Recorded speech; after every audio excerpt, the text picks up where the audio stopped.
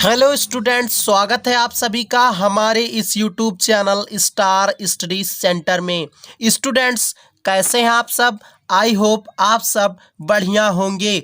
जैसा कि आप सभी लोग जानते हैं कि हमारे इस यूट्यूब चैनल पर UP polytechnic entrance exam preparation 2021 group E1 biology की तैयारी कराई जा रही है। उसी क्रम में आज हम देखने वाले हैं कुछ अति महत्वपूर्ण बहुविकल्पीय प्रश्न जो इस बार की परीक्षा में पूछे जा सकते हैं। तो चलिए हम फटाफट उन प्रश्नों को देखते हैं।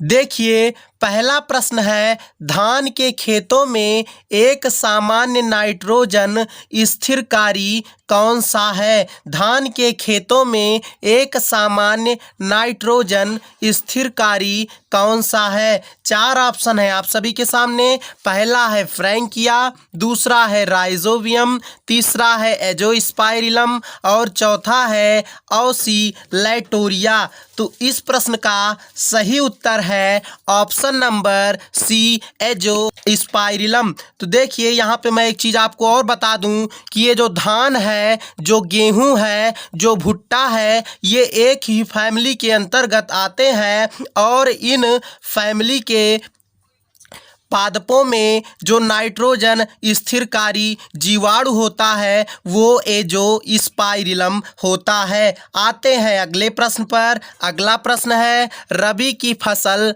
बोई जाती है। चार ऑप्शन है आप सभी के सामने। पहला ऑप्शन है नवंबर अप्रैल के मध्य, दूसरा ऑप्शन है जनवरी मार्च के मध्य, तीसरा ऑप्शन है जून अक्टूबर के मध्य और चौथा ऑप्शन है केवल अक्टूबर में। तो बताइए भाई सभी लोग, लाइव चैट में कमेंट कीजिए इस प्रश्न का सही उत्तर क्या है। तो देखिए, इस प्रश्न का सही उत्तर है ऑप्शन नंबर ए, नवंबर अप्रैल के मध्य। रबी की फसल नवंबर अप्रैल के मध्य बोई जाती है। आते हैं अगले प्रश्न पर। अगला प्रश्न है, निम्न में से कौन सी एक खरीफ की फसल है? निम्न में से कौन सी एक खरीफ की फसल है? चार ऑप्शन है आप सभी के सामने। पहला है गेहूं, दूसरा है बरसीम, तीसरा है मक्का और चौथा है फलीदार फसलें। तो इस प्रश्न का सही उत्तर है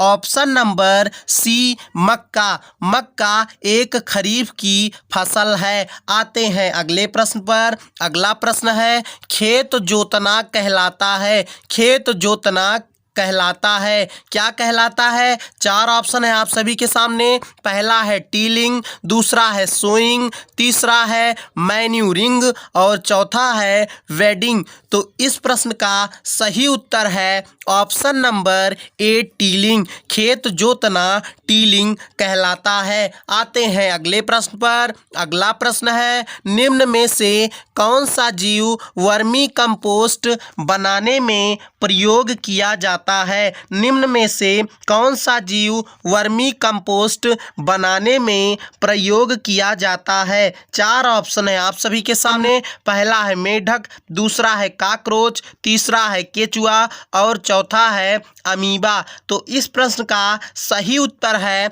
ऑप्शन नंबर सी, केचुआ। इसे किसान का मित्र भी कहा जाता है। आते हैं अगले प्रश्न पर। अगला प्रश्न है, अकार्बनिक पदार्थ जो पोषक तत्वों के रूप में प्रयोग किए जाते हैं कहलाते हैं, क्या कहलाते हैं? चार ऑप्शन है आप सभी के सामने। पहला है दूसरा है कार्बनिक पदार्थ, तीसरा है उर्वरक और चौथा है जैव उर्वरक। तो बताइए भाई सभी लोग, लाइव चैट में कमेंट कीजिए इस प्रश्न का सही उत्तर। तो देखिए, इस प्रश्न का सही उत्तर है ऑप्शन नंबर सी, उर्वरक। अकार्बनिक पदार्थ जो पोषक तत्वों के रूप में प्रयोग किए जाते हैं उर्वरक कहलाते हैं। आते हैं अगले प्रश्न पर। अगला प्रश्न है, ब्रीडिंग है एक। चार ऑप्शन है आप सभी के सामने। पहला है फसल विकास हेतु तकनीकी, दूसरा है अनाज संग्रह करने का स्थान, तीसरा है थ्रेसिंग मशीन और चौथा है ट्रैक्टर से चलने वाली मशीन। तो इस प्रश्न का सही उत्तर है ऑप्शन नंबर ए, फसल विकास हेतु तकनीक।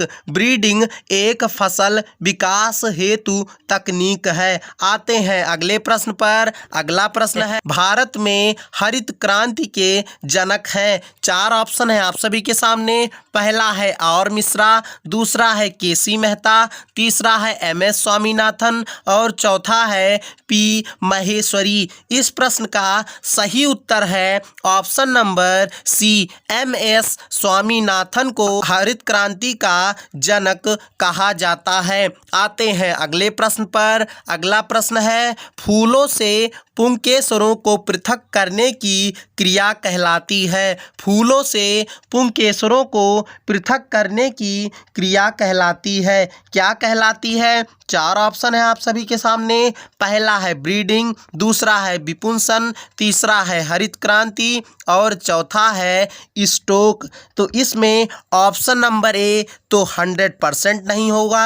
अब बचते हैं 3 ऑप्शन। अब आप सभी लोग बताइए कि इन 3 ऑप्शन में से कौन सा ऑप्शन इस प्रश्न का सही उत्तर है। तो इस प्रश्न का सही उत्तर है ऑप्शन नंबर बी, विपुंसन। फूलों से पुंकेसरों को पृथक करने की क्रिया विपुंसन कहलाती है। आते हैं अगले प्रश्न पर। अगला प्रश्न है, निम्न में से कौन सी गेहूं की विकसित प्रजाति नहीं है? निम्न में से कौन सी गेहूं की विकसित प्रजाति नहीं है? 4 ऑप्शन है आप सभी के सामने। पहला है सोनालिका, दूसरा है कल्याण सोना, तीसरा है लरमा रोजा और चौथा है पद्मा। तो इस प्रश्न का सही उत्तर है ऑप्शन नंबर डी, पद्मा। गेहूं की विकसित प्रजाति पद्मा नहीं है। आते हैं अगले प्रश्न पर। अगला प्रश्न है, निम्न में से कौन सी धान की विकसित प्रजाति नहीं है? निम्न में से कौन सी धान की विकसित प्रजाति नहीं है? 4 ऑप्शन है आप सभी के सामने। पहला है जया, दूसरा है पद्मा, तीसरा है पूसा 215 और चौथा है गंगा 101। इस प्रश्न का सही उत्तर है ऑप्शन नंबर डी, गंगा 101 धान की विकसित प्रजाति नहीं है। आते हैं अगले प्रश्न पर।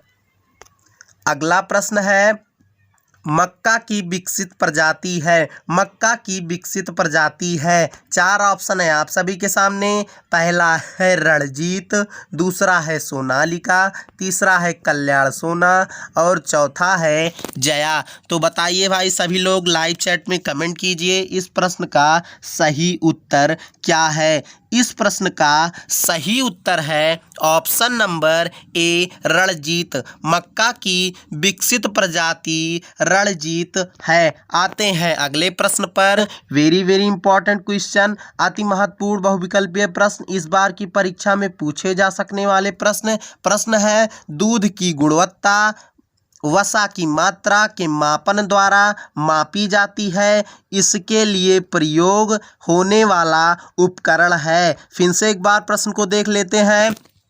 प्रश्न है, दूध की गुणवत्ता वसा की मात्रा के मापन द्वारा मापी जाती है, इसके लिए प्रयोग होने वाला उपकरण है। 4 ऑप्शन है आप सभी के सामने। पहला है थर्मामीटर, दूसरा है लैक्टोमीटर, तीसरा है बैरोमीटर और चौथा है हाइग्रोमीटर।